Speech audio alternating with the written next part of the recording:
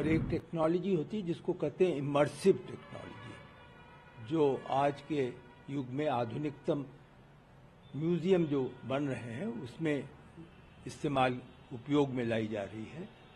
तो उस टेक्नोलॉजी को मिलाकर वह 5 दीर्घाएं होंगी।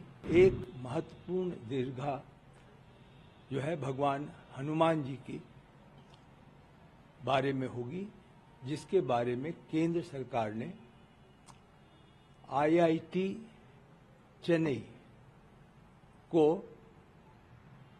कार्य सौंपा है। कुछ महान आत्माएं आंदोलन के समय उन्होंने अपना जीवन दान दिया।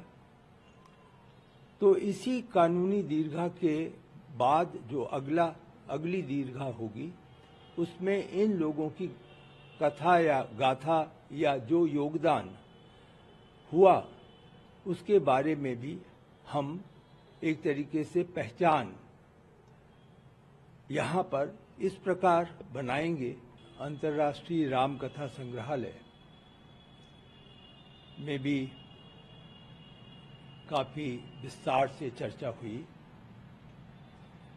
यह अंतिम रूप दे दिया गया है कि संग्रहालय में 12 कक्ष या गैलरी दीर्घा जो होती है वह होगी, जिसमें मुख्य रूप से जो उसका नीचे का तल है, भूतल है, प्रथम तल है और जो दूसरा तल है, मिला करके ये दीर्घाएं हैं। 5 उसमें ऐसी दीर्घाएं हैं जिसमें जो लेटेस्ट टेक्नोलॉजी या तकनीकी उपयोग करके और 3D और 7D के माध्यम से, और एक टेक्नोलॉजी होती है जिसको कहते हैं इमर्सिव टेक्नोलॉजी, जो आज के युग में आधुनिकतम म्यूजियम जो बन रहे हैं उसमें इस्तेमाल उपयोग में लाई जा रही है। तो उस टेक्नोलॉजी को मिलाकर वह 5 दीर्घाएं होंगी।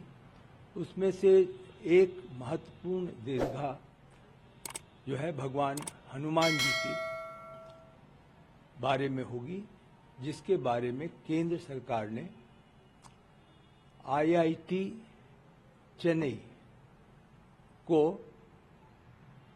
कार्य सौंपा है, धनराशि भी दे दी है और अगले 5 माह में हनुमान जी के कृत्य जो रहे हैं, मुख्य रूप से जिनका संबंध भगवान राम से है, उसका भी एक दीर्घा बनाई जाएगी।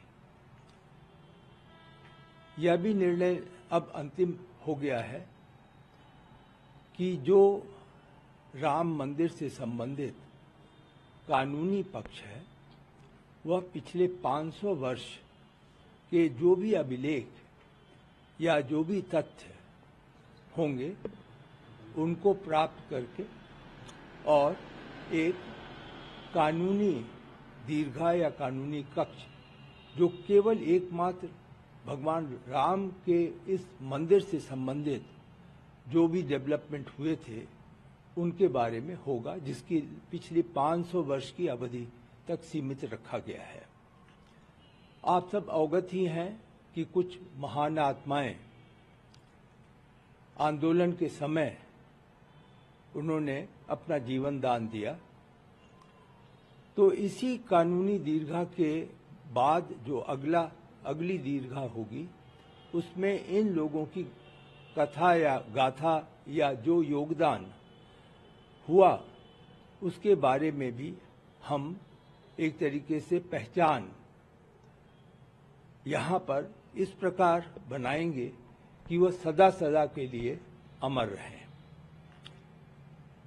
नीचे के भूतल में एक महत्वपूर्ण प्रदर्शनी कक्ष होगा, जहाँ पर कि भगवान राम की लीलाओं की प्रदर्शनी अलग अलग समय पर अलग अलग कथा को लेकर प्रस्तुत की जाएगी। अन्य दीर्घाएं जो हैं उसमें एक अंतर्राष्ट्रीय भगवान राम का संदेश और महत्व क्या था उसको दिखलाया जाएगा, और उनकी जीवन गाथा और अयोध्या का महात्म यह सभी चीजें जो अन्य दीर्घाओं को आवंटित किया गया है। अब अगला कार्यक्रम या कार्यवाही या जो सौंपा गया है कार्य, वह है कि इन सब दीर्घाओं की जो स्क्रिप्ट है, क्योंकि स्क्रिप्ट से ही बाकी तकनीकी कार्य शुरू होता है, तो इस स्क्रिप्ट को सौंप दिया गया है। यह लिखा जाएगा, न्यास उस स्क्रिप्ट की स्वीकृति देगा और उसके बाद तकनीकी वहां पर दीर्घाओं का इस्टेब्लिशमेंट होगा। अनुमानित है कि लगभग 9 महीने इस कार्य के लिए आवश्यक होगा।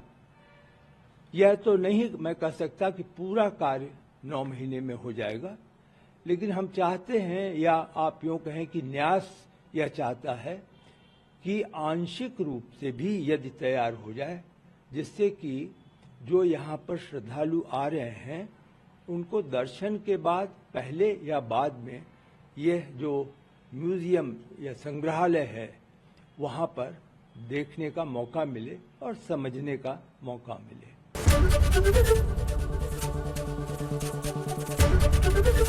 एबीपी गंगा, खबर आपकी, जुबान आपकी।